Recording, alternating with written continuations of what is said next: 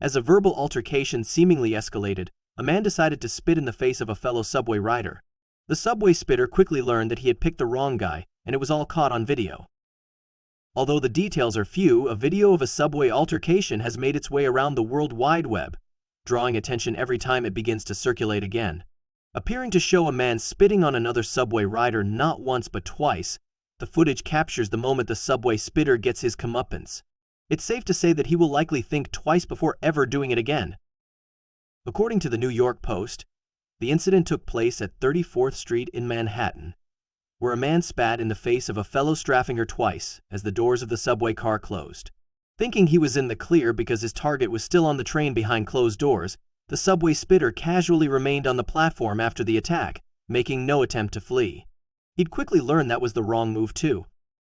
Much to the subway spitter's surprise, his victim was able to pry the doors to the train back open, and once he did, it was game on and game over for the spit-flinging suspect. Very quickly, all hell broke loose as the man who had been spat on ran out onto the platform, went full Hulk, and began pummeling his attacker, delivering countless blows to his head. Fists flew in a flurry, leaving the subway spitter unconscious, according to the footage, which was posted on multiple social media platforms, including Reddit and YouTube. He's livid. "It's over," the person presumably filming the clash can be heard saying, referring to the man who had been spat on. Other riders run to break up the fight, but the seemingly gleeful cameraman advises them to back off and let the brutal beating continue. Nah, he spit in his face, he tells others. Allowed to continue to deliver his beatdown uninterrupted, the victim quickly turned the tables, knocking the subway spitter out cold. With his target apparently unconscious and the one train leaving the station, the counter-assailant is then seen retrieving his phone off the ground and walking away, but not without screaming a few profanities at his foe, who's lying crumpled on the ground and not moving. It's unclear when the incident occurred or on which platform. Neither the MT nor the NIPT responded to New York Post's requests for comment, but that doesn't mean there's not a lesson to be learned here. Spitting on someone amounts to assault, and quite often, the target of such an attack will react the same way to being spit on as they would to being hit. You should also never underestimate your intended victim or overestimate the ability of a couple of moving doors to protect you. Obviously, that isn't to say that beating someone unconscious is the right response, either. This guy seemed to dish out much more than was needed to neutralize any threat, but after being spat on, he was obviously seeing red and unable to contain his anger. And many wouldn't blame him since spitting on someone is one of the most cowardly and disgusting things one can do, especially when it's done in a moment where the attacker thinks there will be no recourse, like when the doors to the subway train are closing. Make no mistake, spitting is a violent act, and it is likely to cause a violent reaction. So, before launching your saliva, you better be ready for the consequences. It's better to just walk away. I bet the guy on the ground wished he did. Spitting might not warrant being pummeled to the point of incapacitation, but many won't feel sorry for someone who brings on such a counterattack after deciding to do such a thing. I'd also bet the beating was effective, and the guy on the receiving end of it will think twice before ever spitting on someone again. The incident serves as a stark reminder of the unpredictable consequences of provoking strangers in public spaces. In a city like New York, where tensions can run high and personal boundaries are often tested, such acts of aggression rarely end without repercussions. The subway spitter likely assumed his actions would go unanswered, but his complacency turned out to be a grave miscalculation. In moments like this, where civility is abandoned, things can escalate far beyond what anyone might anticipate.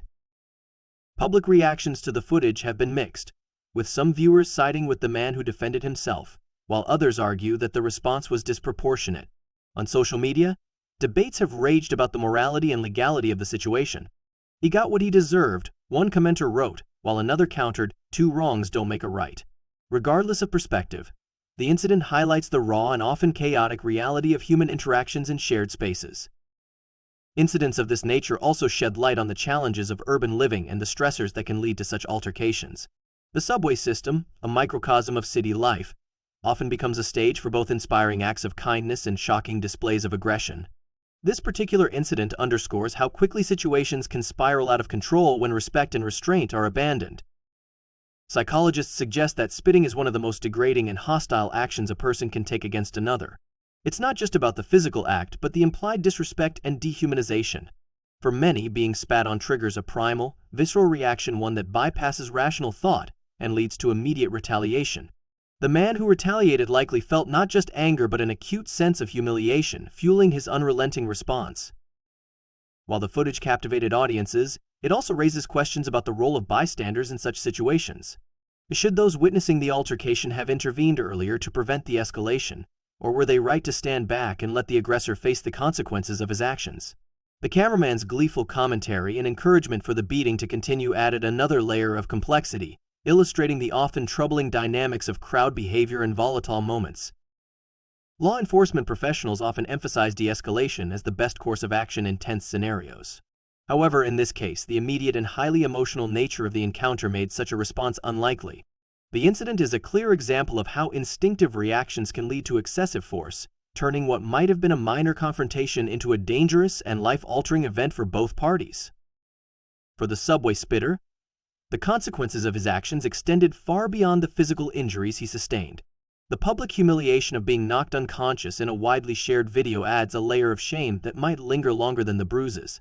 It's a harsh reminder that actions in public spaces are often subject to scrutiny, and misbehavior can have far-reaching consequences in the age of viral media. This incident also sparks a broader conversation about public etiquette and personal accountability. As society becomes increasingly interconnected through digital platforms, moments like these are magnified, serving as cautionary tales for others. Simple acts of disrespect, whether intentional or not, can escalate into dangerous confrontations that leave lasting scars, both physical and reputational. Despite the dramatic nature of the altercation, there's an underlying lesson about the importance of conflict resolution. While the man who retaliated was understandably furious, the level of violence he displayed could have led to legal consequences of his own. Self-defense is a right, but it must be measured and proportionate, even in the heat of the moment. Losing control not only jeopardizes one's safety but can also shift the blame. Ultimately, the viral video serves as a grim reminder of the importance of restraint and respect in shared spaces. Spitting on someone is undoubtedly a reprehensible act, but responding with excessive force can lead to equally troubling outcomes.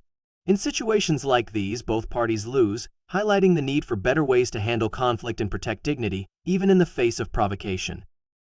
The incident also highlights the importance of public safety and how quickly things can escalate in confined, high-stress environments like subways. Such altercations not only endanger the individuals involved but also put innocent bystanders at risk. A stray punch, a wrong step near the platform's edge, or a frantic attempt to intervene could have turned this situation from a brutal fight into a tragic accident. This serves as a critical reminder of why mutual respect and self-control are essential in shared public spaces. Moreover, the video has fueled discussions about how people handle conflict in an increasingly polarized world. In a society where tempers flare and disrespect can escalate quickly, moments like this become a reflection of a broader cultural issue. While the man who retaliated may have felt justified, his actions underscore a growing trend of instant, unfiltered reactions to provocations. It raises the question, have we lost the ability to pause, reflect, and choose more constructive ways to handle anger? Finally, this incident serves as a modern morality tale about the consequences of impulsive decisions. Both men likely regretted their actions once the adrenaline faded. The spitter faced public humiliation and physical harm, while his victim could have faced legal trouble if authorities pursued the matter. Their clash serves as a stark example of how a split-second decision can drastically alter lives, reminding us all of the power of restraint and the importance of thinking before acting.